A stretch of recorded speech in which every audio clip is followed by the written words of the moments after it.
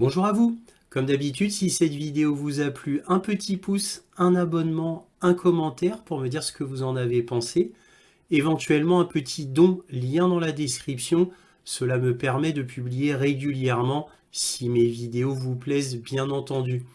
Donc là, cette vidéo va être sur l'analogie que l'on pourrait faire entre la guerre en Ukraine et la guerre de Yougoslavie. Et oui.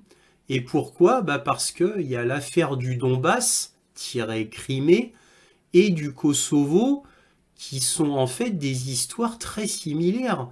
Rappelez-vous, après la guerre de Yougoslavie, la Serbie a été coupée en deux. On a enlevé le Kosovo à la Serbie et on a en réalité laissé les Albanais prendre le Kosovo. Même si le Kosovo est indépendant et que ce sont des Kosovars, le Kosovo a été créé de toutes pièces et en réalité par les États-Unis. Donc cela a été implémenté aux Nations Unies, mais beaucoup de pays encore, toujours de nos jours, ne reconnaissent pas le Kosovo, dont l'Espagne, par exemple, et pour cause. Car en Espagne, il y a des mouvements séparatistes et ils ne veulent pas que ça se propage dans leur pays.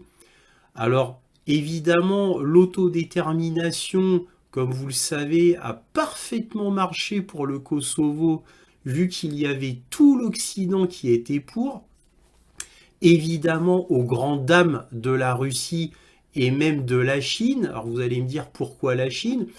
Parce que la Chine, ça fait très longtemps qu'elle a des bonnes relations avec la Russie, mais en plus, les Américains avaient bombardé l'ambassade de Chine à Belgrade. Donc, c'est ennuyeux. Donc, l'affaire du Donbass, de la Crimée et du Kosovo n'est pas sans rappeler ce qu'il se passe en Ukraine, bien évidemment. Donc, les deux guerres ont des gros points communs. Alors Vladimir Poutine l'avait rappelé au chef de l'ONU, Gutiérrez, quand Gutiérrez était venu le voir à Moscou. Évidemment, Gutiérrez l'a écouté poliment, mais il n'en avait absolument rien à faire. Bien évidemment, cela dit, les faits sont là. Donc Vladimir Poutine qui a fait exactement ce que l'Occident a fait à la Serbie, là, pour le coup, ça marche pas avec le Donbass ou la Crimée. Alors que pourtant, c'est totalement injuste. En effet, le Kosovo a été créé de force en faisant une guerre. Donc les Serbes ont été chassés du Kosovo. Donc ça a été absolument terrible. Et les Américains, parce qu'il faut quand même appeler un chat, parce que évidemment, qui est surtout intervenu au Kosovo aux yeux du monde, à part les Américains, c'est l'Angleterre, les Pays-Bas, l'Allemagne surtout. C'est surtout ces pays-là qui sont intervenus, les petites mains des États-Unis. Alors, mais on savait tous déjà à l'époque qui était derrière. Alors, pourquoi on laisse pas la place au Donbass et à la Crimée? Pourquoi on a refusé? Alors que pour le Donbass et la Crimée, cela n'a rien à voir avec le Kosovo. En effet, certes, aux yeux du monde, les Russes ont envahi le Donbass et la Crimée, mais en attendant, le Donbass et la Crimée, un peu comme en Serbie, avec le Kosovo, c'est peuplé de Russes à la base, qui ont une culture russe, qui parlent russe, qui pensent russe. Voilà, il ne faut pas oublier que le Donbass et la Crimée ont toujours été russes, en réalité. La séparation, par exemple, de la Crimée, qui a été donnée en 1954 par Khrouchtchev, est totalement artificielle. On n'a pas demandé l'avis de la population sur place. Et à l'époque, cette donation n'avait pas levé un sourcil du monde entier, parce que tout le monde savait que cette donation était purement symbolique, puisque la Crimée faisait partie de l'Union soviétique. Donc qu'elle soit rattachée à l'Ukraine, qui faisait totalement partie de l'Union soviétique, en gros, qui était russe, faut dire ce qui est, ça ne gênait personne. Par contre, le Kosovo, rien à voir. Il a fallu une guerre pour détacher le Kosovo de la Serbie. Il a fallu chasser les Serbes du Kosovo, de les persécuter. Et en plus, chose qu'on ne vous dit jamais, c'est que pour occuper le Kosovo, on a fait venir les Albanais. Voilà. Albanie, un des États les plus corrompus du monde, pour ne pas dire le plus corrompu du monde. Encore pire que l'Ukraine, j'ai envie de vous dire. L'Albanie, c'est absolument terrible. C'est un pays dirigé par la mafia, trafic d'hommes, trafic d'êtres humains, trafic d'organes, trafic d'armes, trafic de drogue. C'est une plaque tournante absolument colossale de toutes les mauvaiseries humaines, l'Albanie. Et pourtant, les Américains et l'Union européenne, bien entendu, ont poussé les Albanais à envahir le Kosovo et à chasser les Serbes du Kosovo, avec l'aide des forces occidentales, s'il vous plaît. Donc il y avait une persécution et une chasse, un exil des Serbes qui se sont faits par la force, par les Albanais, avec le soutien des forces de l'OTAN. Ne l'oublions pas. Donc le Kosovo, c'est une création totalement injuste, inhumaine, qui s'est fait au prix de bombardements principalement de la Serbie, principalement, et surtout de Belgrade, avec évidemment des cas totalement injustes, comme par exemple les charniers de Milosevic qui ont été totalement inventés. Exactement comme les charniers Timisoara en Roumanie. Mais comme ça avait marché en Roumanie en 1989 pour chasser Ceausescu, eh bien on a recommencé en Serbie puisque ça avait marché si bien en Roumanie. Donc la Roumanie qui n'avait pas voulu plier devant les forces occidentales en a payé le prix cher, et Milosevic, la Serbie, en a payé le prix cher aussi. Donc ça marche très bien, on ne change pas une équipe qui gagne. Donc on va voir deux articles là très vite concernant ces charniers qui ont tout démarré, hein, en réalité, donc avec la Roumanie, et les charniers en Serbie. Voilà, qui aussi ont tout démarré, qui ont fait un émoi international, évidemment, pour pouvoir faire la guerre et faire l'impensable, absolument l'impensable, c'est-à-dire le bombardement de la Serbie. Voilà, carrément, carrément. Donc il fallait bien diaboliser à fond les Serbes comme on a diabolisé les Roumains à l'époque. Voilà. Donc là, on va regarder ces deux petits articles et ensuite on va regarder un extrait d'une vidéo de First Post, qui est un très grand média indien. Alors c'est en anglais mais très bien sous-titré en français, qui vous explique un petit peu l'origine de la guerre de Yougoslavie, qui a été beaucoup oubliée. Alors moi, je vous en ai déjà parlé à maintes reprises, j'ai même fait 2 vidéos sur la guerre de Yougoslavie avec la Serbie. Je ne vais pas y revenir là, donc je vais vous laisser voir cette vidéo qui est très bien faite, qui est un résumé de 8 minutes et quelques, qui est un très bon résumé. Ce sera mieux que moi qui vais tout vous raconter, parce qu'en plus, moi, je me connais. Quand je vais tout vous raconter, je ne vais pas m'empêcher d'être très long pour vous expliquer des détails croustillants qu'on ne vous dit pas dans les médias. Donc c'est pas la peine, je vous en ai parlé à maintes reprises, et là c'est pas le sujet de la vidéo. Là c'est l'analogie entre la guerre d'Ukraine et la guerre de Yougoslavie, avec l'affaire du Kosovo et l'analogie avec l'affaire du Donbass et de la Crimée. Parce que au Kosovo, je le répète une dernière fois, ça a été totalement injuste envers les Serbes et ça a été totalement illégal du point de vue international concernant le Kosovo. Je vous rappelle qu'il y a plusieurs pays qui ne reconnaissent pas le Kosovo. Ça a été été totalement illégal. Acte barbare des États-Unis principalement, mais pas que, aussi de l'Union européenne, bien sûr, hein, qui a participé, moins que les Américains, mais qui a participé quand même. Et ce qui n'a rien à voir avec le Donbass, où il y a eu quand même un référendum, il y a eu un rattachement fait en bonne et due forme administrativement au niveau des règles internationales par Vladimir Poutine, même si cela n'a pas été reconnu par l'Occident, ce qui est totalement fou, puisqu'on a demandé le droit à l'autodétermination du Kosovo alors que c'était peuplé de Serbes qui ne voulaient pas être détachés de la Serbie, donc on l'a fait contre les souhaits des Serbes du Kosovo.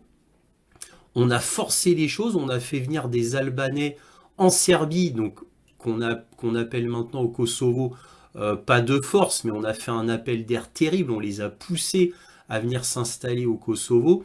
Donc bref, ça s'est fait de manière totalement illégale, totalement injuste, totalement immorale et de manière totalement déshumanisée, parce que ça a fait des milliers de morts tout ça. Et ça a fait un conflit éternel entre la Serbie et l'Albanie et les nouveaux Kosovars, qui sont en fait des Albanais et un petit peu de Serbes qui sont au nord du Kosovo et qui se battent pour essayer de récupérer leurs terres. Ils n'y arriveront pas, évidemment, ce sera en vain, mais ils essayent toujours. Alors que le Donbass, bah, ce sont des Russes. Voilà, on les a pas chassés de leur terre, parce que cette fois, la Russie a été assez forte.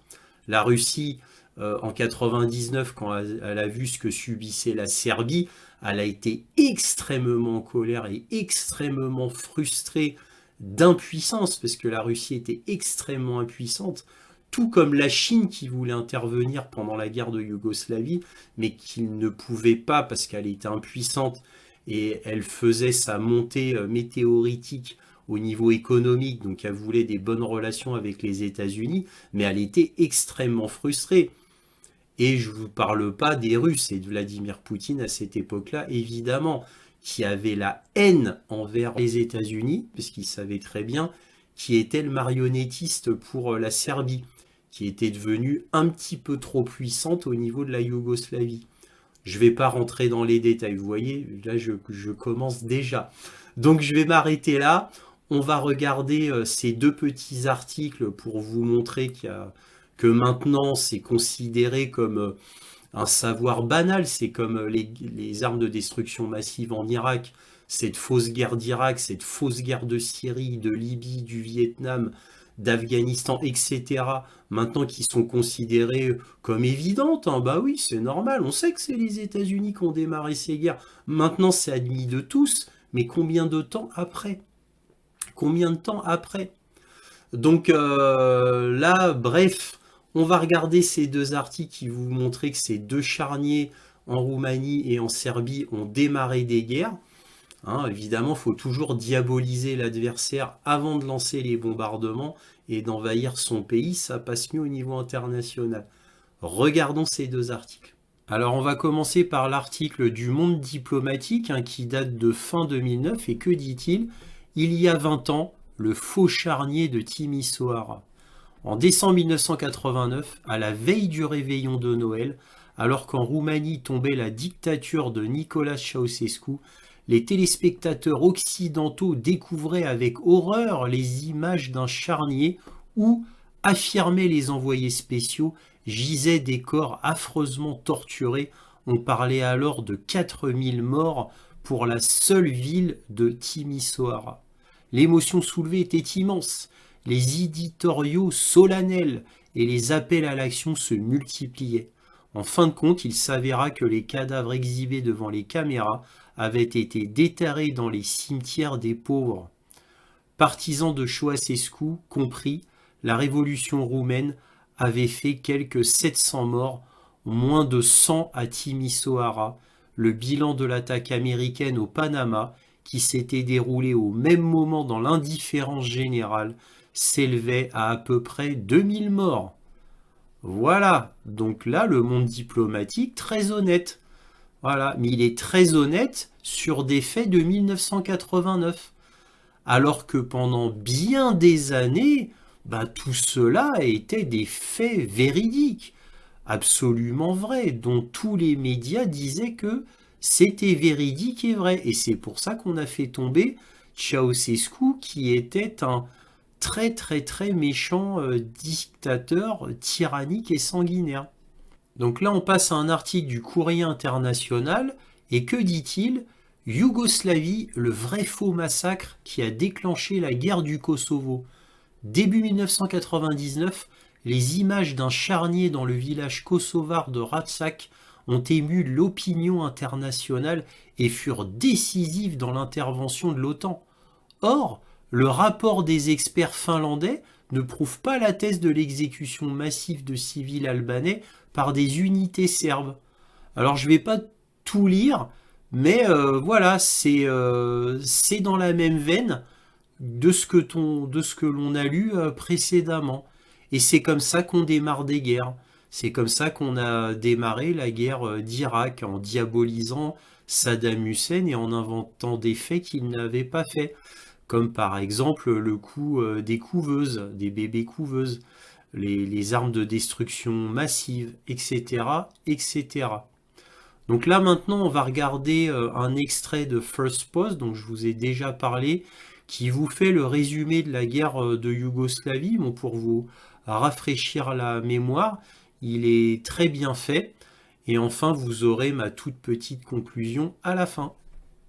February 24, 2022 feels just like yesterday. It was on this day that Russia invaded Ukraine. Every Western expert had something to say, some complex reasoning to give.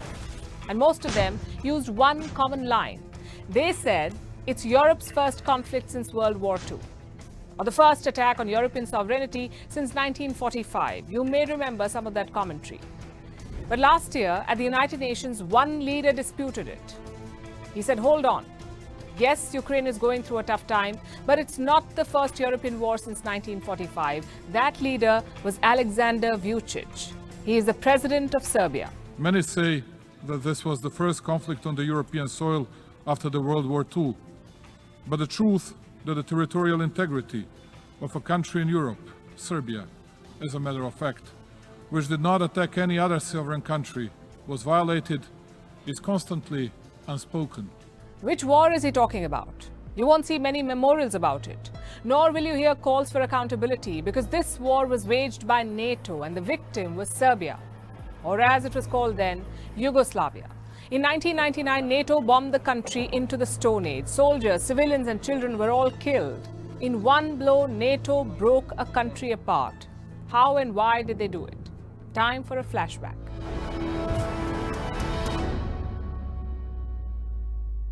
Let me show you a map of Europe. We'll zoom into this part in the southeast. It's called the Balkans. At the end of World War II, this area was one country, the Socialist Federal Republic of Yugoslavia. It was a union of 6 different nationalities: Serbia, Montenegro, Bosnia and Herzegovina, Croatia, North Macedonia, and Slovenia. All 6 are independent countries now. But in 1946, they were one. Here in India, we say there is unity in diversity. Not in Yugoslavia, though. Their diversity was more aggressive and volatile. Until 1991, this wasn't much of a problem. It was a communist country, so diversity or not, you kept your mouth shut. But in 1991, communism fell across Eastern Europe. Suddenly, there was nothing to suppress Yugoslavia's ethnic tensions. So this is what happened. The country split. Bosnia, Croatia, Slovenia, and Macedonia left. But Serbia and Montenegro did not. They became the new Yugoslavia.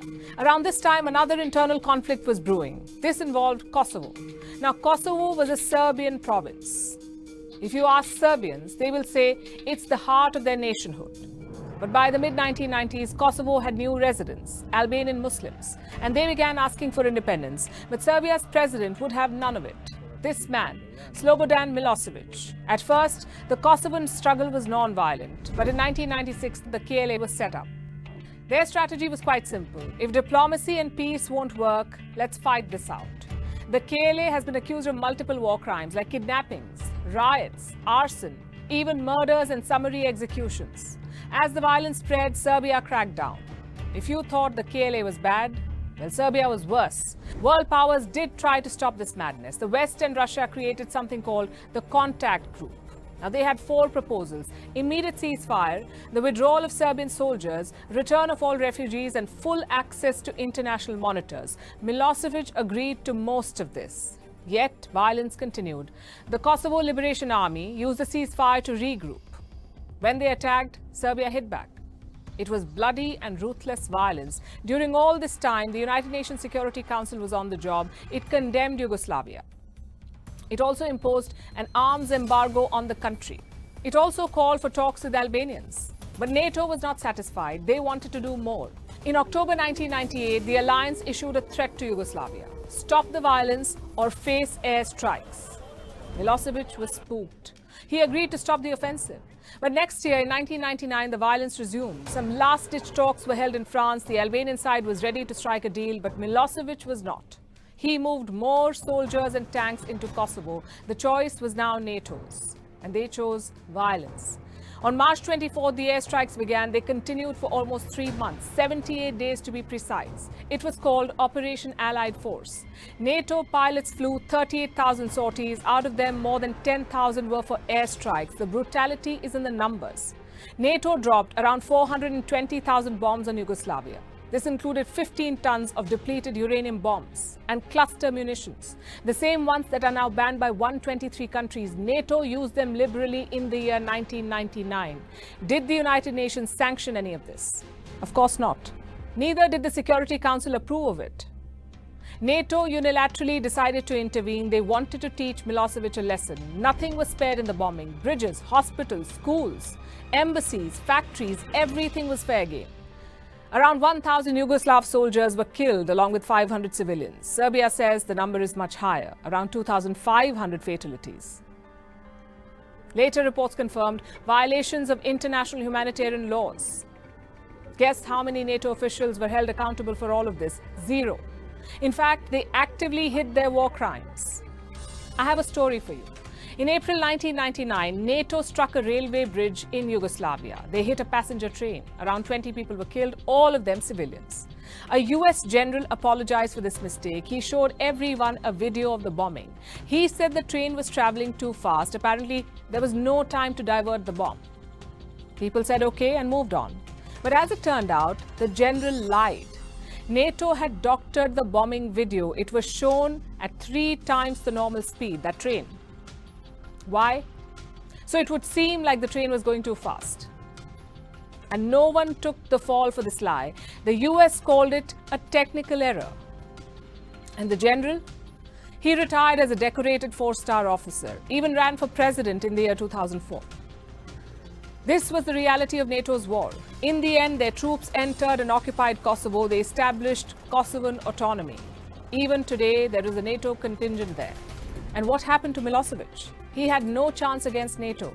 So he ended up agreeing to their peace terms. Kosovo remained part of Serbia, but with autonomy. He was toppled by the people next year. He would go on to be charged with war crimes. In 2006, Milosevic was found dead inside his prison cell.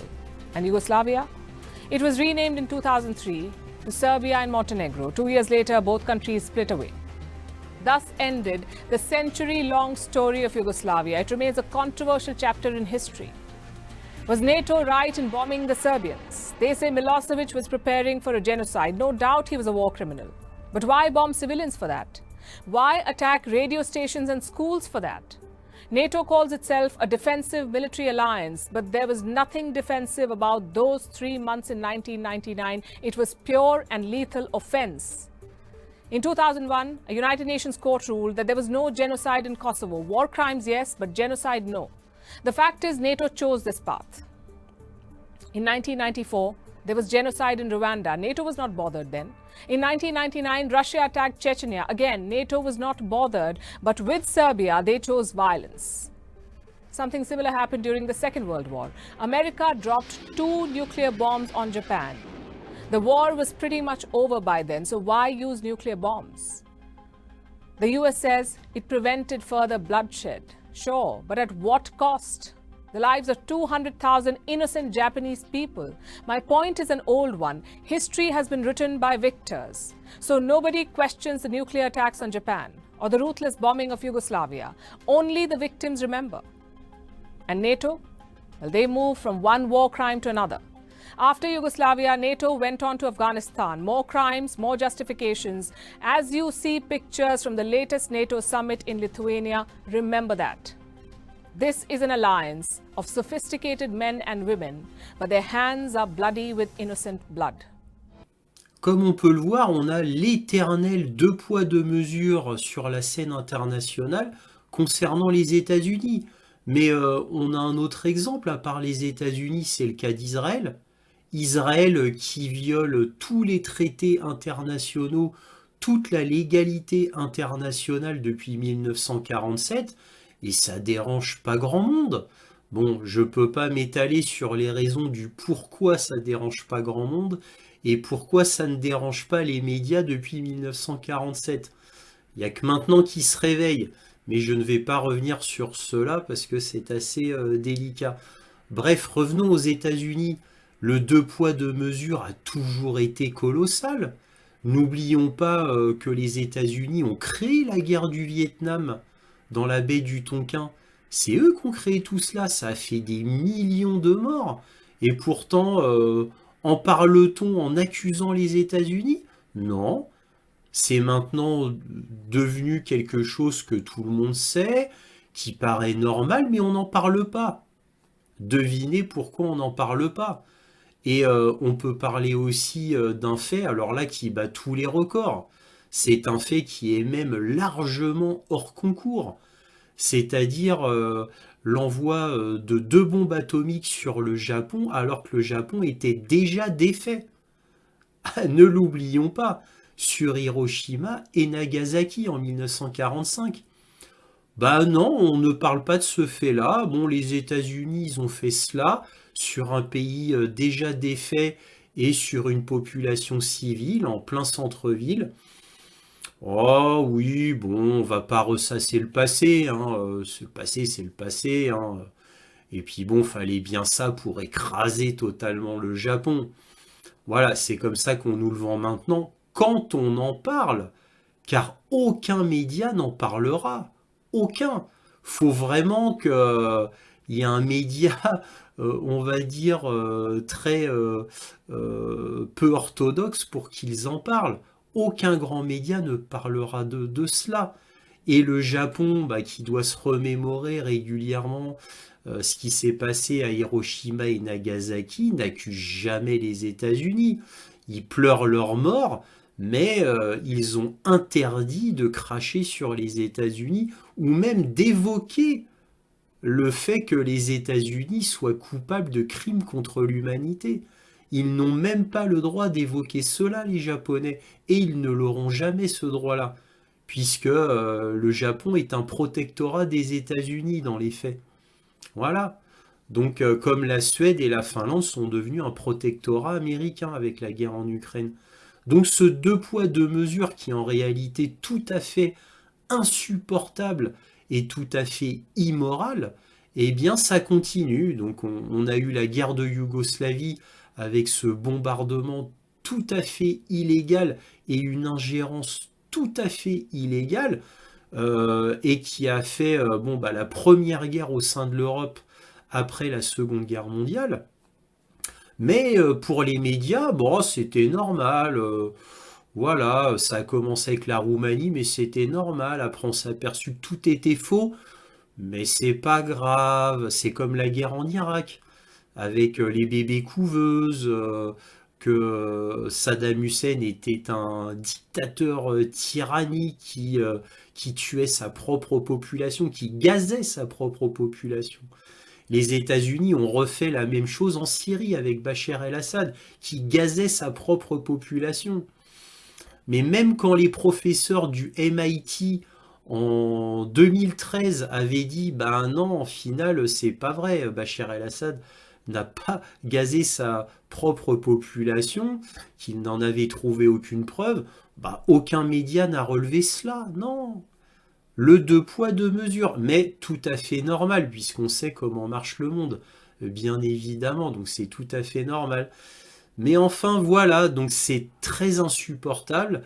Nous, on doit serrer les dents, mais ça n'empêche pas que moi, je peux en parler, et même je dois en parler, comme devoir de mémoire, car oui, je considère que c'est un devoir de mémoire de se rappeler de tous ces faits-là. Et j'arrête là d'ailleurs. Voilà, si cette vidéo vous a plu, un petit pouce, un abonnement, un commentaire, éventuellement un petit don, lien dans la description. Et toujours, soyez curieux.